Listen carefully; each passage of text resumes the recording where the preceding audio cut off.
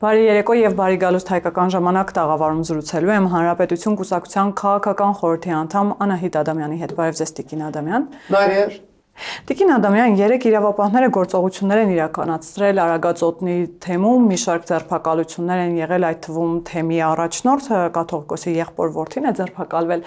Երեկվանից չեն դադարում այսպես փոխադարձ մեղադրանքները նաև հոգևորականների շրջանում, եթե իրավական հարցը մի կողմ թողնենք, տեսեք հոգևորականները ըստ էության սկսեցին Տեր Արամին մեղադրել եւ անվանարկել Հուդա, որովհետեւ պարզվեց իրավապահները գնացել էին Տեր Արամի հայտնի հայտարարության ետևից, որ 2021 թվականին իրենց ստիպել են, այսինքն իրենք ստիպողաբար մասնակցել են բոլոր ընդդիմադիր հավաքներին։ Նախ ինչու է մի կրոն եկեղեցի, որը կառուցված է կարծես թե Հիսուս Քրիստոսի շուրջ, ավելի շատ խոսվում Հուդայի մասին, քան Քրիստոսի, սա ինչի մասին է խոսում եւ եթե Հուդա կա մեզանում, ապա ով է Քրիստոսը նաեւ։ Եթե ես կարծում եմ, որ դրանք այնպիսի հարցեր են, որ քաղաքականության մեջ չպետք է մտցնել, որովհետև ով է եղել Հուդան եւ ով է եղել Հիսուսը, կարծում եմ այս ամբողջ քրիստոնեության պատմությունը այդ հարցին պատասխանել է, բայց այդ հարցին թերևս լավագույնս պատասխանել է Խորխե Լուիս Բորխեսը, լավագույնս, հենց Հուդայի մասին իր փոքրիկ էսեով։ Ես հիմա չեմ պատրաստվում Բորխեսի էսեն ձեզ մոտ վերաշարադրել, բայց ամբողջ խնդիրը այն է, որ եթե Հուդան չմատներ Հիսուսին, նրան չէին կալանավորի։ Սա գալիս է հայտնի քրիստոնեական մտայնությունը։ Իսկ Բորխեսը այդ մտայնությունը ժխտում է։ Հիսուսը առավոտից երեկո քարոզում էր Երուսաղեմում եւ այնպես չի, որ նրան դեմքով չէին ճանաչում։ Այդ պարագայում ինչ Հուդա, Հուդայի համբույրը ինչ գին ուներ, բոլորն էլ ճանաչում էին Հիսուսին։ Պետք չէր, որ Հուդան նրան համբուրեր, որ Կայեափայի զինվորները նրան տարբերեին մյուսներից։ Այսինքն Հուդայի զոհաբերությունը բացարձակ աբսուրդային է այդ առումով։ Իրականում 30 արծաթը բոլորովին ուրիշ գին ունի։ 30 արծաթը ոչ թե Հուդայի դավաճանության գինն է, 30 արծաթը Կայեափայի դավաճանության գինն է։ Իսկ այսօր մեր ժամանակներում Հիմա եթե վերադառնանք մեր ժամանակները, չգիտես ինչու ընդունված է մտայնություն, որ հանրության մեջ կարող են լինել մարդիկ,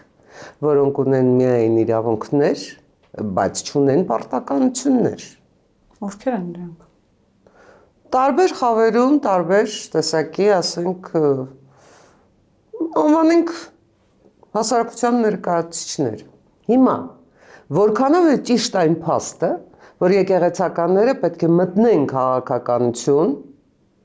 եկեղեցականները պետք է ենթարկվեն Ռուսաստանի Դաշնությանը եւ Ռուսաստանի Դաշնության Հայաստանի Հանրապետության դեմ մղվող հիբրիդային պատերազմի շրջանակներում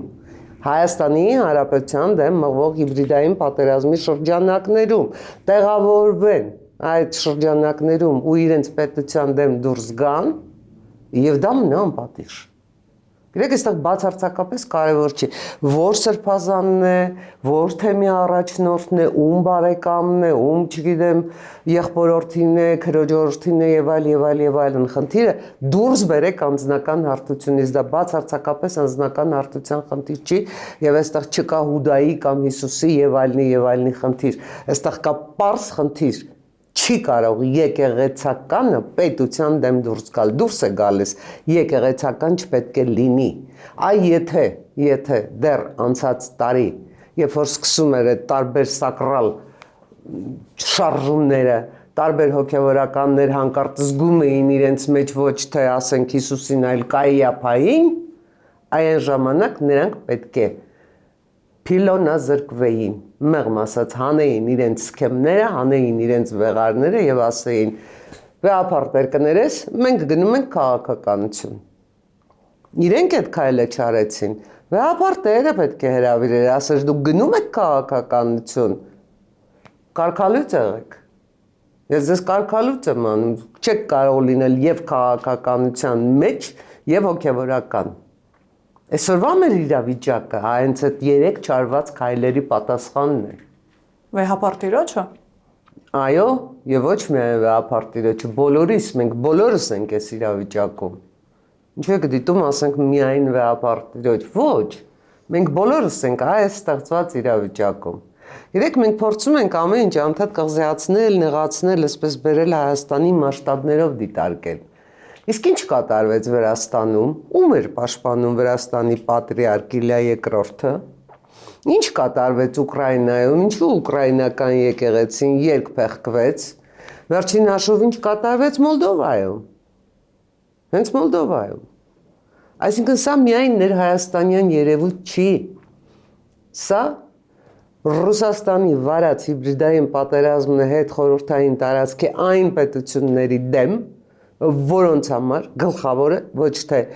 իրենց, ինչ ասեմ, Ռուսաստանի հետ ունեցած հարաբերություններն են, այլ իրենց ինքնիշխանությունն է։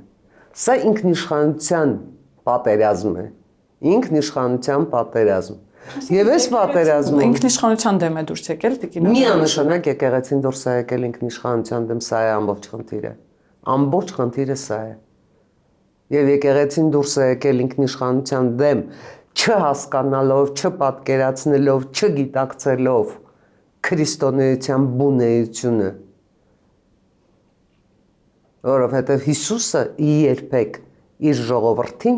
չէր տանում դեպի ստրկություն, տանում էր դեպի ազատություն։ Տանում էր դեպի ազատություն։ Հիսուս ազատության Աստվածն է, ոնց ուզում եք վերցրեք։ Ինչ բնորոշում ուզում եք տվեք։ Այստեղ կա նաև երկրորդ հանգամանքը։ Տեսեք, շատ հետաքրքիր հանգամանք, որ ընդհանրապես քրիստոնեության պատմության մեջ համարյա երբեք չի դիտարկվել։ Ինչ էր անում Հիսուսը խաչի վրա։ Մարդկության մեղքերը քավում էր։ Աղոթում էր նրանց համար։ Շատ լավ, քավում էր մարդկության մեղքերը։ Այդ պարագայում ինչու բոլոր, նաև կաթոլիկ, ոչ միայն մյուս եկեղեցիները, բոլոր եկեղեցիները հանկարծ որոշեցին, որ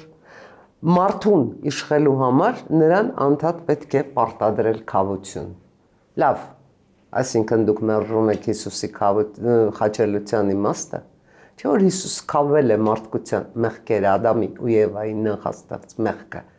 Հիմա ինչ հատուցում եք մարդկանցից պահանջում, ինչը պիտի քավեն, որ մեղքը պիտի քավեն։ Եվ գիտեք ինչի համար այդ քավության գաղափարը դրվեց։ Իշխելու։ Որովհետև եկեղեցին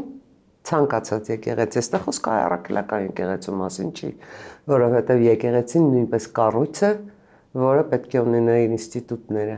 լավագույն կառավարման ձևը մարդկանց հպատակեցնելն է։ Բայց ո՞րն է ամեն դեպքում հայ առաքելական եկեղեցու մոտիվացիան, ինչպես դուք նշեցիք, որ մեզ տանում է ոչ թե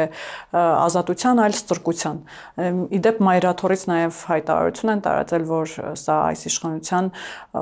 ուղղորդված պայքարն է եկեղեցու դեմ։ Նման պայքար կա։ Միանշանակ է, որ նման հայտարարություններ պիտի տարածեն, այդտեղ որևէ զարմանալի,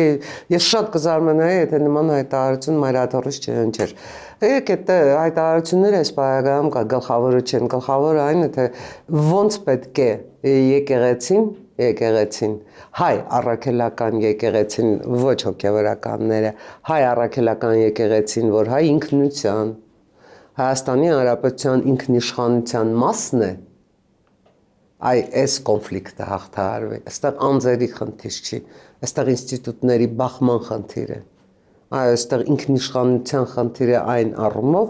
որ եկեղեցին, հայ առաքելական եկեղեցին, որը տարբեր դարերում այնուամենայնիվ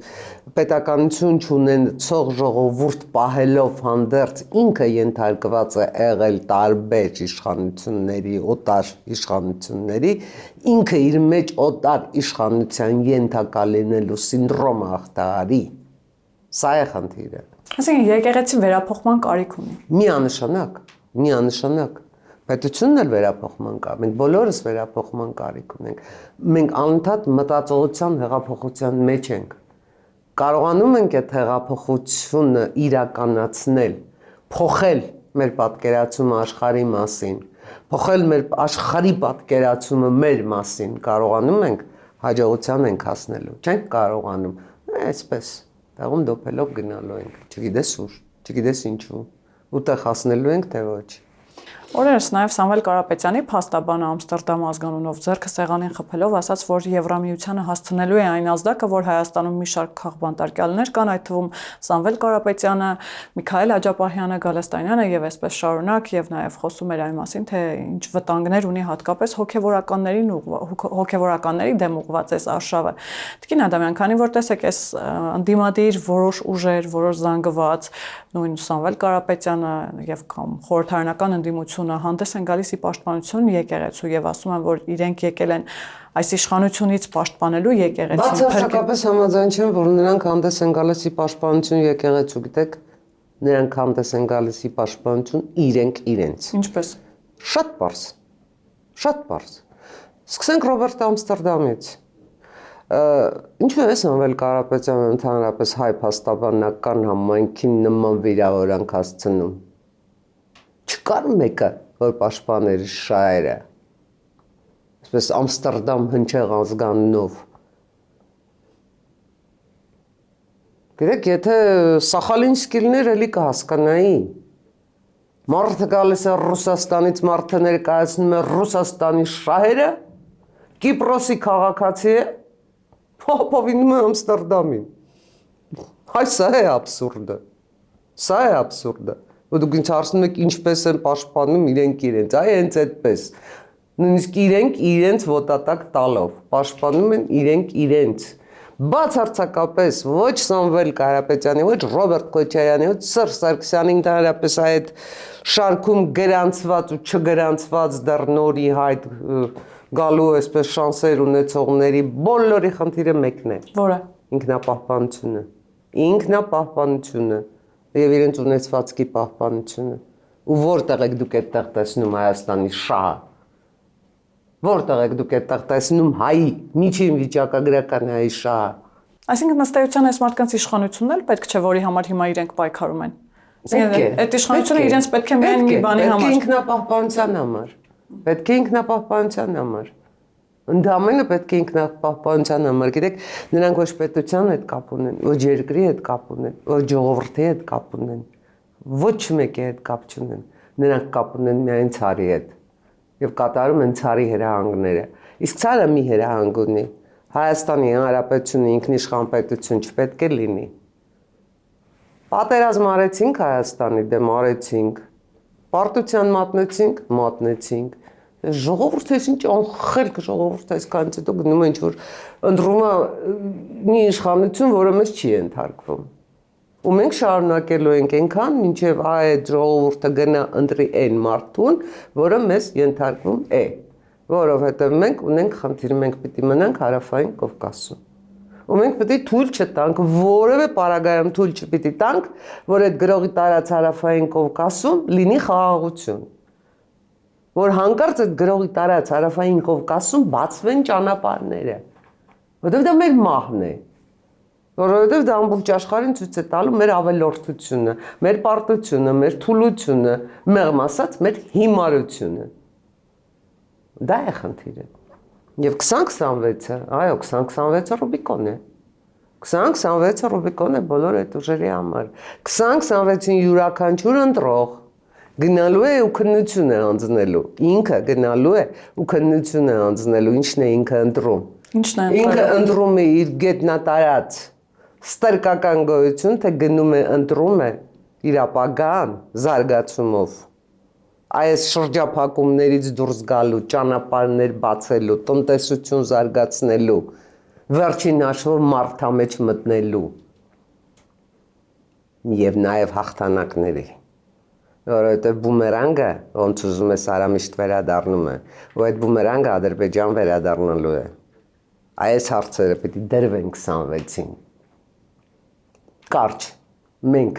գնում ենք, պաշտպանում ենք ինքնիշխանությունը, թե մենք գնում ենք, պաշտպանում ենք ստրկությունը։ Սա է 2026-ի հարցը։ Տիկին Ադամյան, բայց հիբրիդային հարվածների այս պայմաններում բարբերաբար դուք եք խոսում այդ մասին ամենատարբեր պաշտոնյաներ։ Քաղաքացին իրապես հասկանում է, գիտակցում է այդ պահի լրջությունը եւ քանի որ այս քաղաքական ուժերը, որոշ դերակատարներ, անհատներ կատաղի պայքարի մեջ են մտել, քաղաքացին կգիտակցի, որ նրանց խնդիրը ոչ թե պետությունն է կամ իշխանությունն է կամ, չգիտեմ, իրենց բարօրությունն է, բարեկեցությունը, օրինակ ինչպես Սամվել Կարապետյանը իր ուժը խոստանում է Նարեկ Կարապետյանը, որ յուրաքանչյուր տեղ կբացեն գործարաններ, տնտեսական աճ կապահովեն, գյուղատնտեսությունը կզարգացնեն, այսինքն ինչպես պիտի գյուղացին եւ առհասարակ Հայաստանի Հանրապետության քաղաքացին հասկանա, որ սա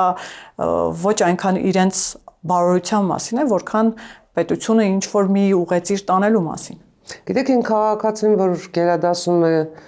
իրեն այսօր վճարեն, իսկ վաղ ինքը սոված նստի, դա չի հասկանալու։ Դա չի հասկանալու։ 30 տարի դա չի հասկացել։ Իսկ քիչ են նման քաղաքացիները։ Նման քաղաքացիների թիվը ես կարծում եմ, որ Կերևա 2026-ի ընտրությունների արդյունքներով։ Բայց աշխարհի ամենամիամիտը համարեք ինձ, աշխարհի ամենադյուրահավատը համարեք ինձ, ես կարծում եմ, որ այդ քաղաքացիների թիվը փոքր է լինելու, որովհետև երբ քո աչքի առաջ եռաբլուրը եռապատկվում է, երբ քո աչքի առաջ հազարամյա Արցախ դատարկվում է, դու չես կարող գնալ ու ձայն տալ այն պետության օգտին, որը սպանում է քո երեխաներին։ Չես կարող գնալ ու ձայն տալ այն պետության սուբյեկտը դառնալու օգտին, որը քո արյան վրա է ապրում։ Այստեղ արյան հարց է։ Այստեղ ԴՆԹ-ի հարց է, իսկապես ԴՆԹ-ի հարց է։ Բայց Մենք պիտի հասկանանք, մեր ԴՆԹ-ի մեջ ազատությունն է նստած, թե հիմարությունն է նստած։ Եթե նստած է այսօր կուշտ ուտելու, վաղը սոված մեռնելու մտայնությունը, հա, կգնանք ու Սամվել Կարապետյաններին, Ռոբերտ Քոչարյաններին, չգիտեմ, այնտեղ Թաթոյաններին, դուք հիշեցրեք։ Մարուքյան, Սամվել Բաբայան, Վանեցյան։ Այո, ցավալիորեն յան ազգանուն ունեցողներին, բայց հայության հետ ոչ մի կապ չունեցողներին ձայն կտան։ Եվ իրենք իրենց արյանը կխառնեն այն բենզինը, որ Վազգեն Սարգսյանն ասում էր, մեռոնին թույն կխառնեք։ Կխառնեն այդ թույնը կպայթի Երևանի կենտրոնում։ Կգնան անխառն, մաքուր, հպարտ ու երջանիկ ապրելու տարբերակով։ Իրավիճակ կփոխվի։ Պարզապես իրավիճակ կփոխվի։ Գիտեք, այս ամեն ինչը ես չեմ ուզում կենաց, պաթետիկա, ինչ-որ սենց քարոզ, չգիտեմ ինչ, բացարձակապես։ Այս ամեն ինչը ինչ-որ ես հիմա ասում եմ, շատ հստակ ծրագիր է։ Ժամանակացույցով, իրականացման մեխանիզմով, շատ հստակ, ինչպես վերափոխել Հայաստանի Հանրապետության բանակը, ինչպես վերափոխել Հայաստանի Հանրապետության տնտեսությունը, ժամանակակից տեխնոլոգիաները ինչպես բերել Հայաստանի Հանրապետություն, ինչպես անել, որ տնտեսությունը դառնա անվտանգության ու խաղաղության երաշխիք։ Այս ամեն ինչը շատ հստակ ծրագիր է, շատ հստակ, մանրամասն գրված։ Բավականին ծավալուն։ Ու այս ամեն ինչը Հանրապետություն կուսակցությունը, որ պարբերաբար ներկայացնում է, պարբերաբար հարցազրույցներով, հայտարարություններով, հրապարակումներով ներկայացնում է, 2026-ին դրվելու է ընտրողի սեղանին, ներկայացվելու է իբրև ծրագիր։ Գիտեք, աշխարհը այնքան արագ է փոփոխվում, աշխարհում այնպիսի զարգացումներ են լինում, որ դու պիտի ժամանակից հետ չմնաս։ Այսինքն Ադամյան, բայց գիտեք, տեսեք, օրինակ ես նկատում եմ վերջին շրջանում, որ պայքարը նույն այս, եթե ընդդիմադիր առողջ զանգվածին դուրս տնենք, այս շրջանակների մոտ պայքարը ոչ այնքան ծրագրերի կամ գաղափարների մասին է, այլ որոշակի թեզերի, այ տեսեք, ասացիք, ովքեր հիշում են Արցախում տեղի ունեցածը պիտի գնան եւ պատասխանեն դրան ընտրություններով, այս մարդիկ ամենաշատն են խոսում Արցախի մասին, Արցախի վերադարձի մասին, արժանապատիվ խաղաղության մասին։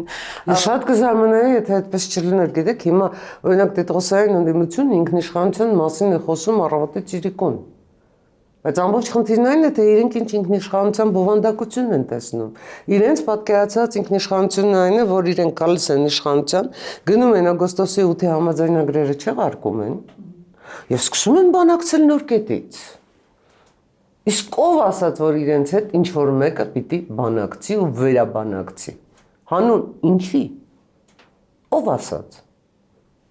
Կամ ո՞րն է այդ նոր կետը։ Նոր կետը արժանապատիվն է։ Ինչ հասկանալ արժանապատիվ։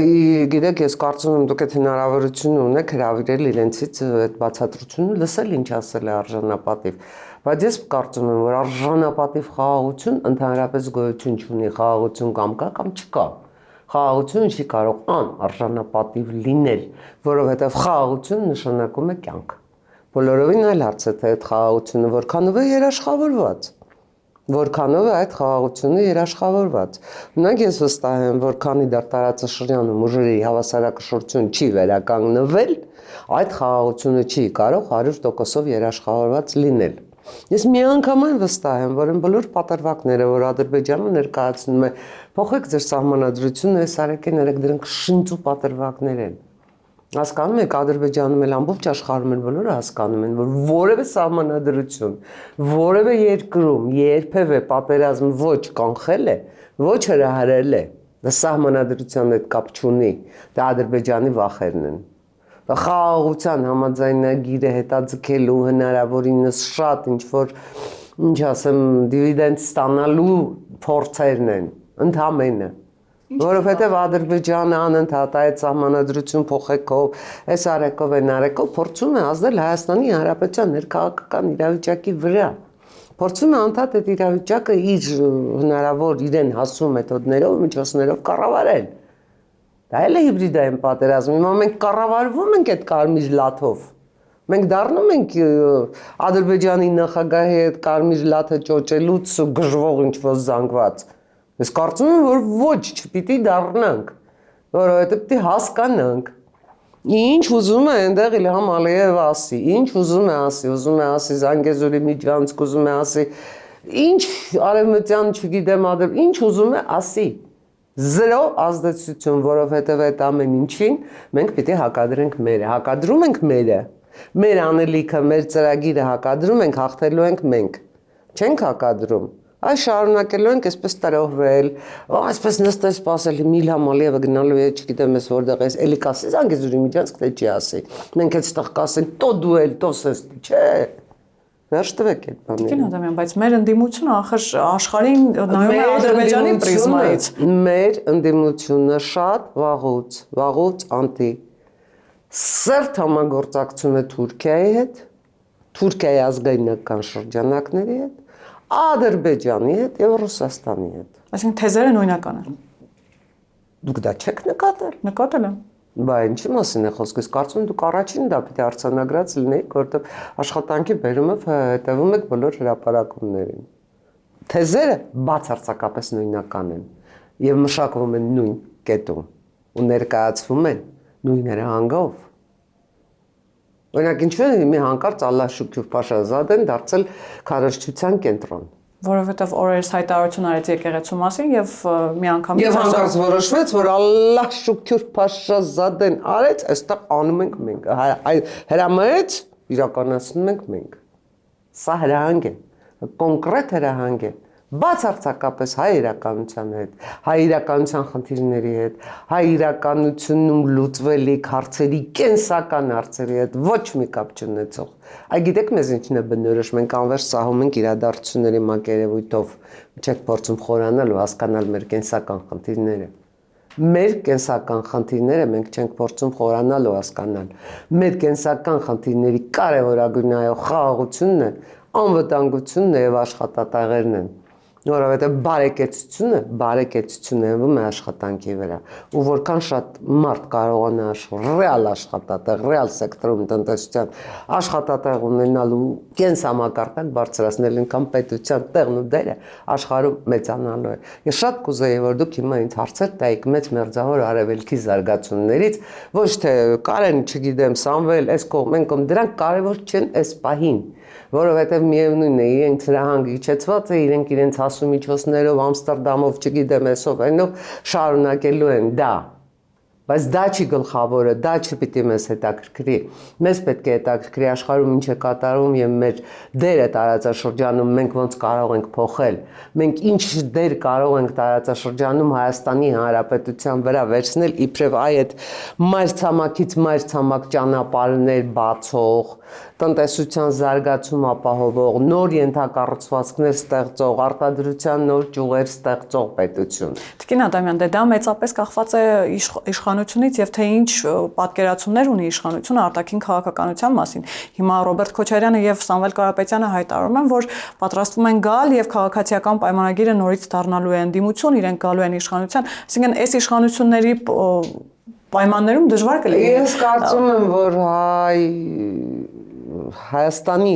Հանրությունը ամենայն դեպս իր համար մեկ հարցի պետք է հստակ պատասխան տված լինի։ Այն բոլոր ազատությունները, որ մենք այսօր ունենք, եւ այն բոլոր ազատությունները, որ ունեն այդ հայտարարություններ անողները, վաղը, եթե Ռոբերտ Քոչարյանը կամ ընկերությունը եկավ իշխանության, չեն ունենալու։ Իրենց իսկ ձայնը իշխանությունը կտրելու է։ Սա միանշանակ է։ Մենք չեն կարողանալու դուրս գալ փողոցներ, ինչ որ, չգիտեմ, հայտարարություններ անել, ցույցեր անել եւ այլ եւ այլ եւ այլն։ Եկեք հիշենք, հա, Ռոբերտ Քոչարյանի իշխանության օրոք հանրահավաքները ինչ ընթացք էին ունենում, եթե ընդհանրապես հանրահավաք լինում էր։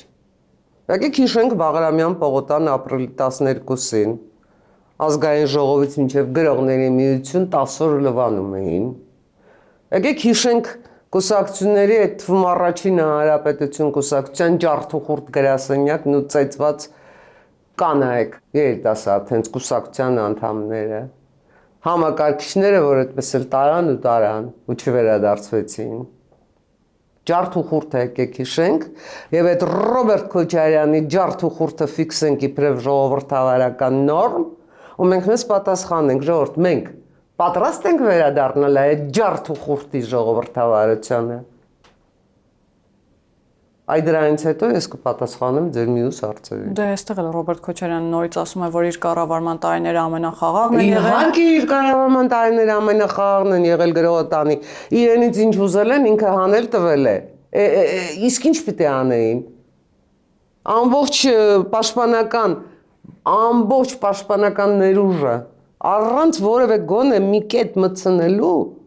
98 միլիոնի, ոչ թե 100 անգամ 98 միլիոնի դիմաց հանձնելով պաշտպանական ձեռնարկություններ այնպիսի գույքով, որոնք 300-400 հազար արժեին, առանց գոնե համաձայնագրում գույք պարտքի դիմաց մի կետ մտցնելով, որ այս վերցնում եք, իբրև պարտքի դիմաց գույք վերցնում եք, պարտավոր եք շահագործել։ Ինչ չի հանձնել Ռոբերտ Քոչարյանը, որտեղ իր իշխանության տարիներն խաղաղ չլինեին։ Ռոբերտ Քոչարյանը ծախել է Հայաստանը գնելու համար իր իշխանությունը, ծախել է Հայաստանը, ընդերքը, երկաթուղին, Յուրան Հայաստան գազատարը,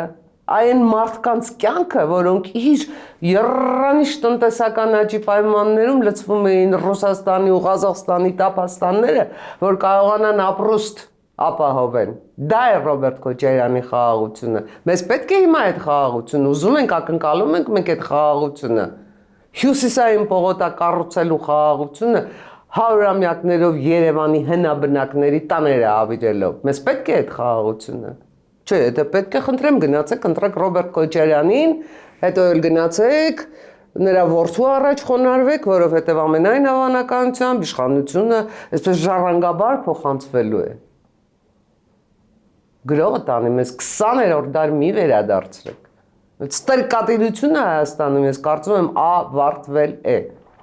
Մենք ապրում ենք 21-րդ դարում ու մենք այնքան արդեն կորուստներ ենք ունեցել, այնքան ողբերգությունների միջով ենք անցել, այնքան փորձությունների միջով ենք անցել, որ հերիք է էլի երկրորդ Ռոբերտ Քոչարյանը արդեն շատ կլինի։ Լավ, Տիկին Ադամյան, թեզերից հաջորդը, որ վերջին շրջանում հատկապես շրջանառվում է կամ Ռուսաստան, կամ Թուրքիա։ Սա արդյոք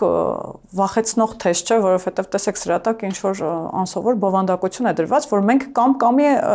մեջ ենք։ Մենք պիտի ընտրենք կամ Թուրքիայի, կամ Ռուսաստանի միջև։ Ու սա էլի անում է այն հայտնի շրջանակը խորհրդարանական ընդդիմությունը, որոշ արտախորհրդարանական ուժեր մեզ փորձում են ապացուցել, որ եթե դուք հրաժարվում եք Ռուսաստանից, դուք գնալու եք Թուրքիային։ միանաք եւ ձեզ ավելի վտանգավոր բան է սպասվում։ Այսինքն այս թեզերը արդյոք ժողովուրդը հասկանում է, ընկալում է որտեղից են գալիս, ինչու են գալիս, ինչ նպատակ են հետապնդում։ Դուք ինձ այսօր անդադ մղում եք դասականներին հիշելիս, դուք ձեր հարցը տալիս եք, ես հիշում էի Բեկետի Գոդոյին սպասելիս,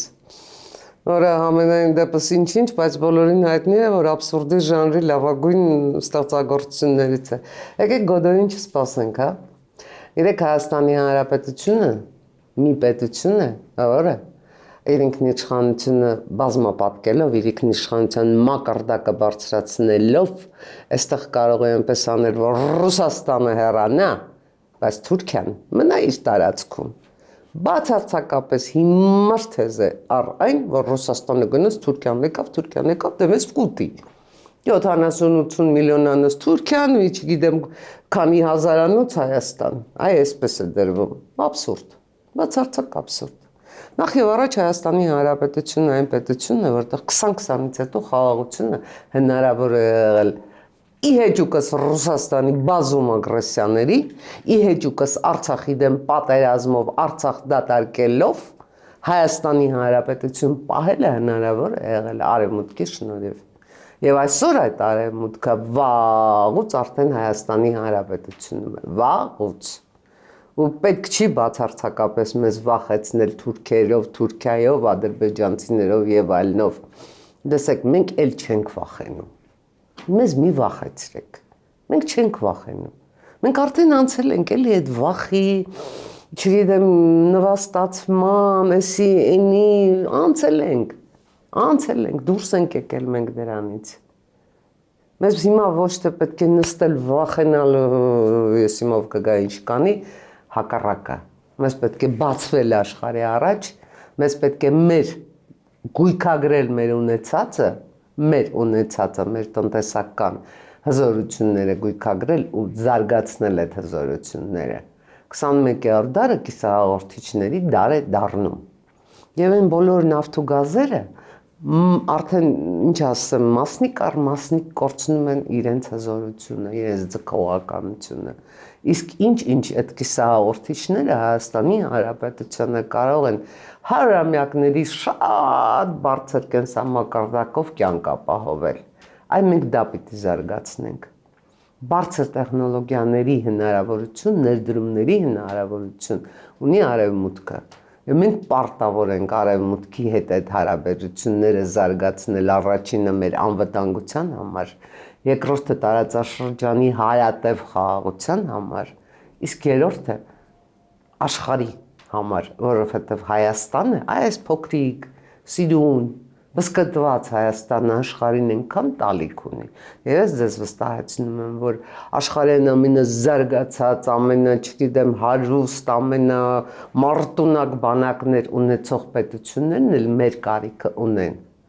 որովհետև մենք աղն ենք։ Իսկ աղը համ է տալիս ամեն ինչին։ Ու սա սնապարտություն չի։ Բացարձակապես։ Մենք պետք է կարողանանք գնահատել թե ուրիշներին, թե մեզ։ Պետք չի մեր ինքնագնահատականը իջեցնել, զրոյացնել բացկաների մակարդակի։ Բացկաները մեզ չպիտի ասեն մենք ինչ անենք, ոչ էլ ցարերը։ Մեր մեջ պիտի լինի մեր ազգային ծրագիրը։ Մենք դա ունենք, մենք դա կարող ենք անել, ու մենք ոչ մեկից չենք վախենում դա անելու համար։ Մեր քաղաքականությունը ոնց ուզում եք վերցրեք, չպիտի լինի պաշտպանական։ Մեր քաղաքականությունը պիտի լինի բավականաչափ ագրեսիվ։ Ագրեսիվ պոզիտիվ իմաստով, ագրեսիվ մերը հաստատելու իմաստով, մեզ պաշտպանելու իմաստով, մերը ներկայացնելու իմաստով, հայ մարդու արժանապատվությունը բարձրացնելու իմաստով։ Ես չեմ կարծում, ես որևէ մեկին ընդհանրապես երբևէ ինձ իրավունք չեմ վերապահել որևէ մեկին մեղադրել, բայց ես չեմ կարծում, որ այսօր Հայաստանի ու հայ ներկայացուցիչները այդ դրսերի ժամանած օլիգարխների հետ սերտորեն առնչվող մարդիկ են։ Գիտեք, եթե դու վաճառվում ես մի անգամ, հետո կարող ես վերավաճառվել։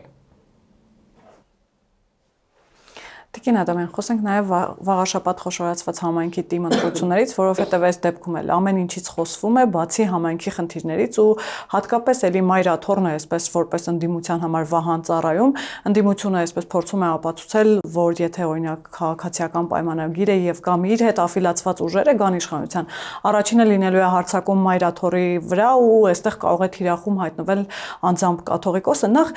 եկեք մի հարց պարզաբանենք, արդյոք կաթողիկոսը անձեռնմխելի պաշտոն է կաթողիկոս լինելը։ Եվ երկրորդ ինչու է ընդդիմությունը որպես Վահան այստեղ էլ վաղաշաբաթ խոշորացված համայնքում կրկին ընտրել եկեղեցին եւ այսպես ասում են, որ թուլությունից, սեփական թուլությունից։ Շատ հեշտ է եկեղեցու հետ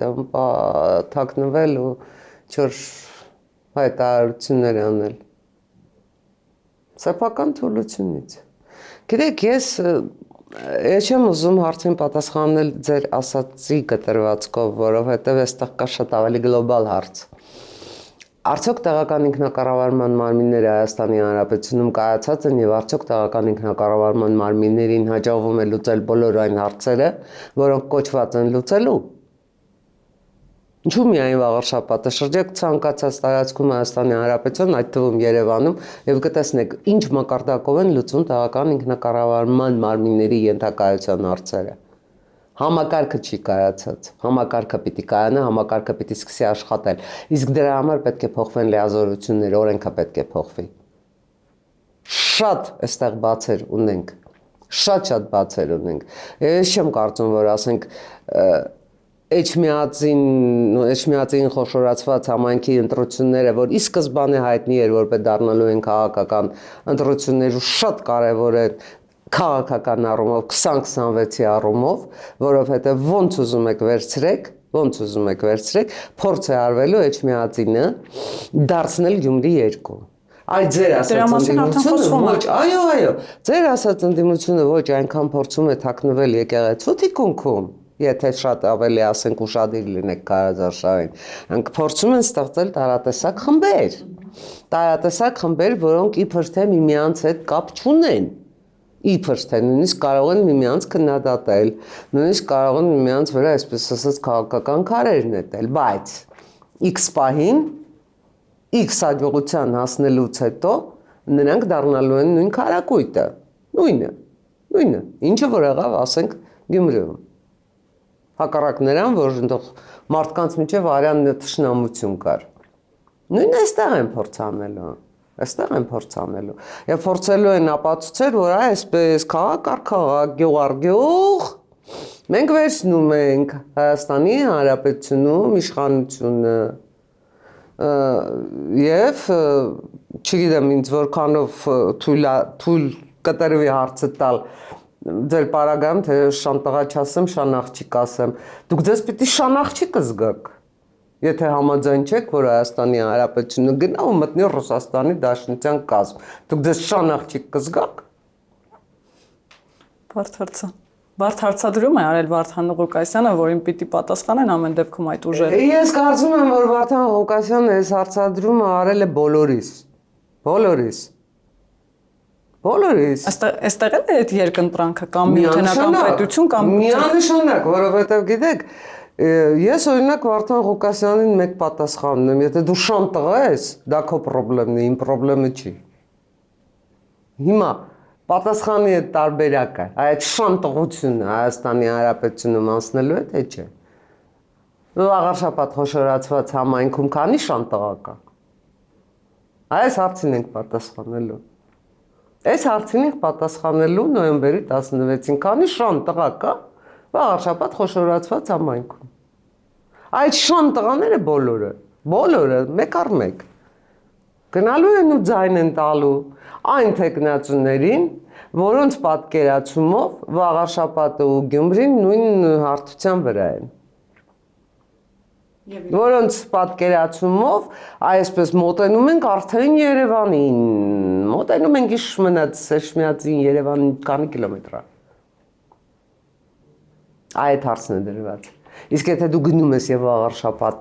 վաղաշաբաթ եւ խոշորացված համայնքների տեղական ինքնակառավարման մարմինների ընտրություններում ընտրում ես ոչ թե այս շան տղաներին, շան տղությունը իբրև սկզբունք, Այլ գնում ես ընտրում ես ծրագիրը։ Ծրագիր, պարզապես ծրագիր, որ ներկայացնում են տեխնացուները։ Պարզապես ծրագիր, որ ասում են, չեմ գալու, քեզ բարեգործություն չեմ անելու, որ քո մուտքը լուսավոր դարձնեմ, քո մուտքը նորմալ սարքեմ, որ իջնելիս աստիճանների վրա ոտու ձեռդ օրը մեկ չջարդես։ Գալու եմ քո ճանապարհները սարքեմ, գալու եմ բարեկարգեմ քո այգիները, գալու եմ քո շների, թափառող շների հարցը լուծեմ, ու ընդհանրապես գալու եմ լուծեմ տեղական ինքնակառավարման, մարմինների ենթակայության տակ գտնվող բոլոր հարցերը։ Այդ հարցերն եմ գալու լուծեմ, ես չեմ գալու այստեղ քաղաքականություն խաղամ, որովհետև քաղաքականության համար կա քաղաքական ընտրություններ, սա տեղական ինքնակառավարման մարմինների ընտրություններ են։ Այս բաժանումը, որ վերջին հաշվով բնորոշ է զարգացած երկրին, վերջին հաշվով բնորոշ է այն երկրին, որտեղ վաղուց այդ խնդիրները մունիցիպալ իշխանության կայացման խնդիրները լուծված են։ Մենք պիտի գնանք այդ ճանապարհով, մենք պիտի գնանք ծրագրի ու գաղափարի ճանապարհով։ Գիտեք, այնքան հեշտ է անդադ ինչ-որ անձերի թիրախավորել, այդ անձերին, ինչ ասեմ, պիտակավորել և այդ անձերի հաշվին հաջողության հասնել, ոչ։ Գիտեք, Էջմիածին խոշորացված համայնքը Վաղարշապատի նաև այլ առանձնահատկություններ ունի։ Հիշենք վերջին շրջանի սպանությունները, այնտեղ գերխնդիր է մթնոլորտի փոփոխությունը, պարզապես մթնոլորտի փոփոխությունը։ Բայց այդտեղ էլ եկեղեցին անելիք չունի։ Իհարկե ունի, ով ասեց որ չունի։ Ես ինչու է ասում, որ Հիսուսը ազատություն է ու Հիսուսը սեր է։ Մենք պիտի վերադառնանք Հիսուսին։ Մենք սկզբունք չպիտի ընդունենք Կայեփայի իշխանությունը, Պոնտացի Պիղատոսին։ Մեր Աստվածը Հիսուսն է, մեր Աստվածը Կայեփան, քահանայապետը չի։ Մենք պիտի վերադառնանք մեր հիմքերին։ Բայց պիտի ազատենք, մաքրենք այդ հիմքերի շրջապատը։ Մենք պիտի հասկանանք ինչու խաչվեց Հիսուսը, ինչ տվեց այդ խաչելությունը մեզ։